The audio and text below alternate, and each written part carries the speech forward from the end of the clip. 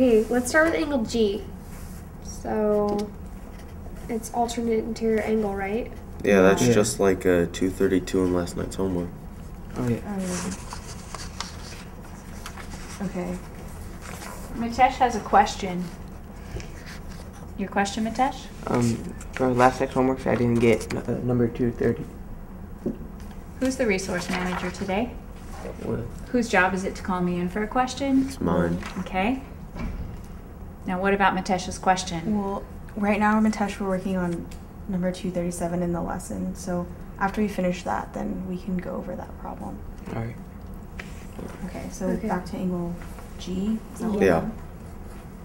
Because it's alternate interior with the given angle. Right. Okay. Everyone. Okay, so let's go to P, I guess. All right, so I don't know how to make it work. Should we just ask her? Yeah. Yeah, I'm task manager. I'll call her. Okay. Yeah, I don't think it works. Maybe it's just unfactorable. Yeah, it might be. You have a question? Yeah, we found the numbers to factor it, but we just can't get it to work so that the signs will be right. And the original problem says what? 28 plus x squared minus 11x. Okay, what do you have for your next line? X squared plus 11x minus 28. Okay. Are you seeing anything here as you rearrange the terms? Oh, we made 11x positive, but it was Oh, yeah. negative in the original problem.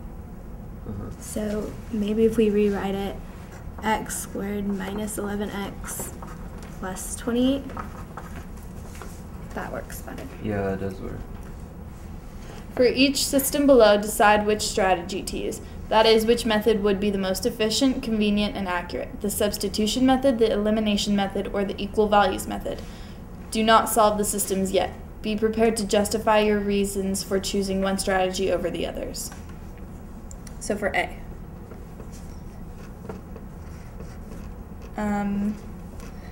What do you guys think? I'm stumped. I don't know what to do. Me neither. I just don't know how to figure out which method is better than the others, because they could all work. Yeah, which one is easier? Which one you can.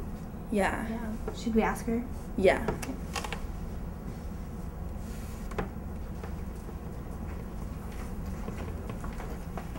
What's your team's question, Emily? For part A, we can't decide which method would be the easiest to use because we don't know how to determine which one is easiest.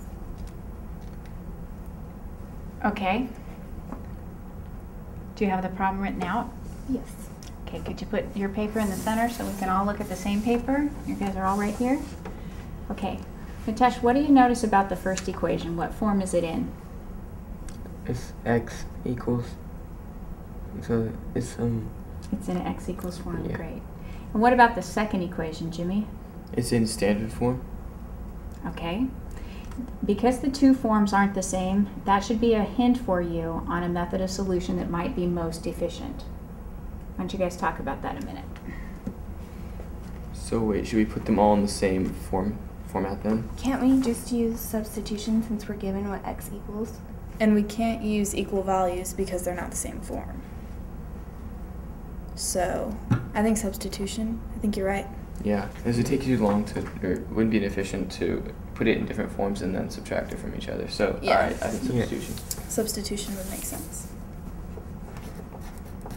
Okay, so for the new triangle, it should be one leg should be x, the other leg should be y, and then the hypotenuse should be 32. Okay. Yeah. We could use Pythagorean theorem for this, right? Oh, yeah, I think we could. Oh, no, I think we need two sides for that. But they only give us one. I guess we should just ask Ms. Coiner.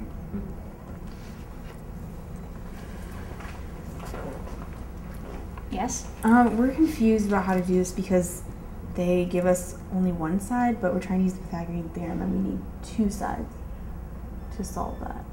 Okay.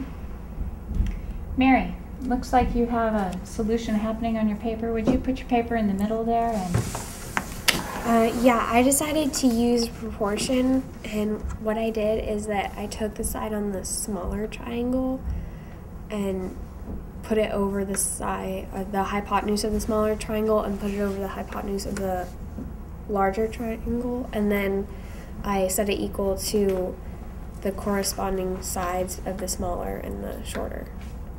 And then, do you see how you can solve that? I guess we Yeah. By should- multiplying the variable by 10, and then Okay, yeah. So I guess Pythagorean theorem is not the best method.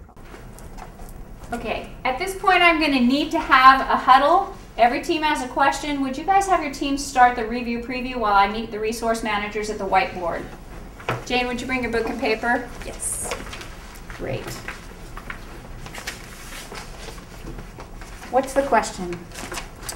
It's a polar bear question, and it says, if a polar bear travels 1 mile south from the North Pole, travels 1 mile east, and then travels 1 mile north, where does he end up?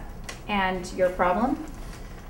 We have the diagram, but we don't know how or if we need an equation. Okay, I've been to every team and I've seen diagrams like this. I'm going to help you out this time. If we look at this diagram, you've got them heading south, east, and north. What's going to happen next? You're having trouble with this? Everybody's diagram about looks like this. You've got the book right here. If I could get you to let me have your book. Thanks, Jamie. How does this problem relate to this picture? He travels down on one of the lines and then over and then back up on Okay. another line. So how are the lines on the earth different than the lines in your picture? The lines on the Earth right there have a kind of a curve to them, and they all meet at certain points for the lines of longitude. Okay. But right here, they're all straight. Okay, so yesterday we were drawing on oranges. And it would be like on the orange where the lines at the top of the lines meet at the top. So in that picture, these lines should meet, right? Yes, yes, at the North Pole. Okay, now we figured out how to solve this problem. But the next time, if I don't notice that every group has a question, so I don't call a huddle, what can we do in your team so that you can keep your teams going? We can move on to the next question and come back to it. Okay, and some of you had already tried that, but you were still stuck. What's another possibility? We can look at the math notes box and see if that helps. Yeah, math note box. We could go back to the focus questions at the beginning of the lesson. Okay. We could go back to the lessons that we've done before and look if those have any clues that would help us. Okay. Would you go sit down before you reveal the way to get to the solution? Would you share those other strategies so that everybody's on board? How can we keep our teams going? Okay. Thank you. Oh, paper book. There you go. Thank you. Thank you.